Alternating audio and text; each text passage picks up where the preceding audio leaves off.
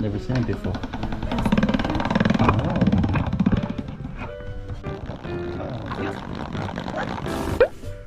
Flour it. And then again, how many times do you have to do it? Depends how thin you want it. You keep adjusting till it gets the thickness you want. That. Then you fold it and then cut it? Yeah. I remember that part. My grandma was doing it. Oh, does she remind you of your grandma? Huh? She remind you of your grandma? That's why I asked her to make the handmade noodle. So she made the last time. It was really good. Got one. What do you think of the length? Good, yeah.